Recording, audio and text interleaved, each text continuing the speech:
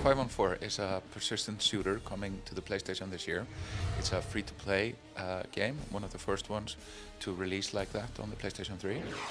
It is set within the EVE universe, but more than that, it also connects into the PC MMO experience of EVE Online, and together the two games combine to provide something which is really much bigger than the two sort of added together, and they create this sort of symphony effect of having millions of people now this year interacting to create an even more exciting space opera than EVE Online has provided so far.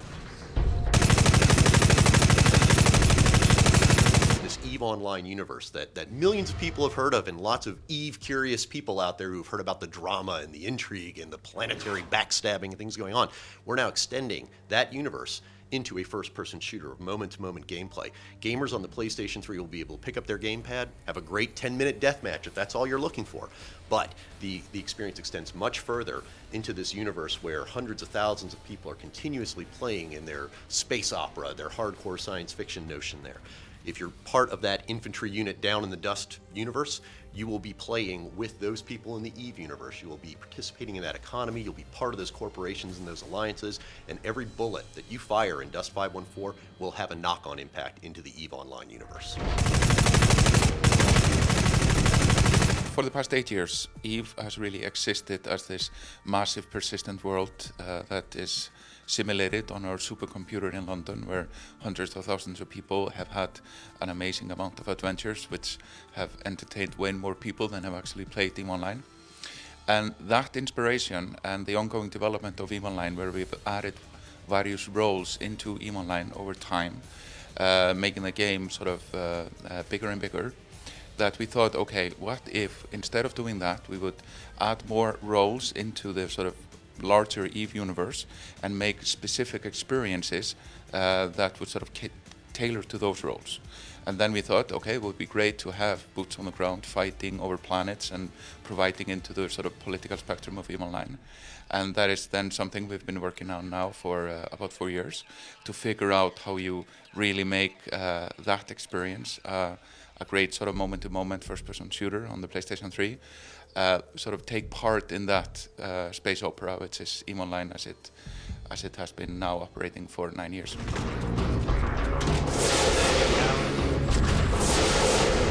The experience that we expect a gamer to have is very much what if you've been playing Call of Duty or Halo or Battlefield or what have you in those big deathmatch PvP player competitive and collaborative team mechanics, you're going to get that in Dust in spades.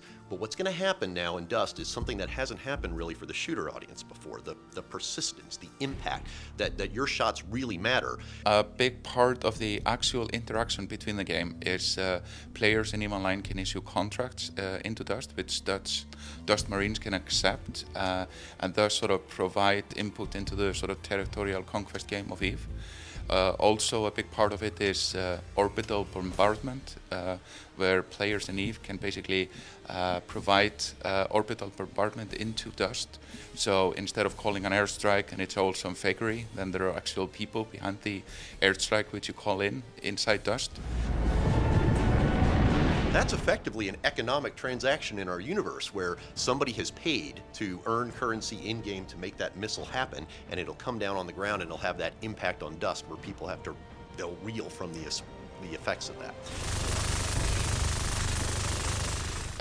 Then there's another element where Dust soldiers on the ground can basically shoot up into space and affect fleet fights as they occur in EVE Online around planets. So those are the sort of the two main mechanical interactions. But really that's sort of the deep end of the rabbit hole of the Dust experience. Really when you start playing it, you just jump into a free-to-play persistent shooter, great moment-to-moment AAA gameplay. And then as you sort of dig into it, and all of a sudden you're accepting contracts from evil space corporations with plans for world domination, and before you know it, you're in Iceland at a fan fest getting a tattoo. Well, the main thing which we are contributing to the genre is really sort of persistency and impact.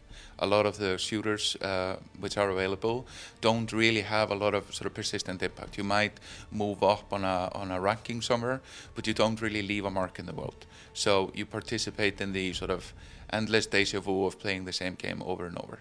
Now people really have an impact. Your one shot could really topple an empire. If you think about what the moment-to-moment gameplay has been for EVE Online, it hasn't been for every gamer, right? It is at its nature a hardcore PC game. But everyone's really been intrigued by this persistent universe, this single shard with the world record of peak concurrent users. Now we're opening that up to the tens of millions of people who have their PS3s connected to the PlayStation Network. Now they'll be able to just pick up a gamepad and jump into that universe 10 minutes at a time, hours at a time if they want to be in a 24-on-24 deathmatch. It's a very different thing, and yet it's still in that same virtual universe. There's likely to be some overlap, but really, I mean, we are focused on providing a fantastic EVE Online experience, and the people that love playing EVE Online will continue to get more EVE Online and more focus on internet spaceships, as we have now been going through for the past few months.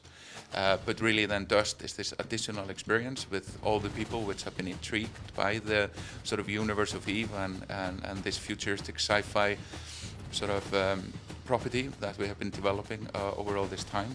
And now you have a more sort of accessible experience, sort of more of an instant gratification, jump in and play type of an access point to that. So it isn't really the plan to have people sort of play both EVE and Dust, even though I'm pretty sure some people will be doing that. It is really just providing this new gateway into the EVE universe for all the people which have been intrigued by it, while they have not been maybe fans of the current gameplay provided by EVE Online.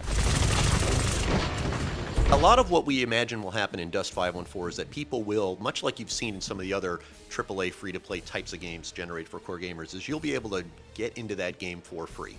Get the full game. We're not sharding pieces of it off. There's no velvet rope saying you can't get here unless you pay. What we do expect to happen, though, is that as you play through the game, you will earn your way into better weapons, better armor, better vehicles, things like that. And you will have the ability, rather than to upgrade, to sort of side grade, right? You know, again, you'll earn your way into this game, but if you want to have more options, right? And that's one of the things that Dust 514 as a shooter is going to be innovative around, right? If you want to be a heavy, you can be a heavy with a light weapon and a sniper rifle. If you want to be a scout, you can be a fast guy with a big gun. Those are the kinds of things that we're going to do differently in Dust than you've seen in other first-person shooters. It's really about customizing your personal gameplay and customizing what you as a team of mercenaries are excited about doing. So later this month, at a fan gathering we have in Iceland called FanFest, where we have about 1,000 players and press and partners that come to Iceland, and we talk about what we're doing with EVE Online and Dust. We'll be providing the first sort of public way to play the game. We're having 50 PlayStation kiosks set up, and we'll have a tournament that taking place during FanFest. Then in April, we'll open up the beta test we've been running since December last year. So tens of thousands of people will be getting beta keys into trying the game out come April.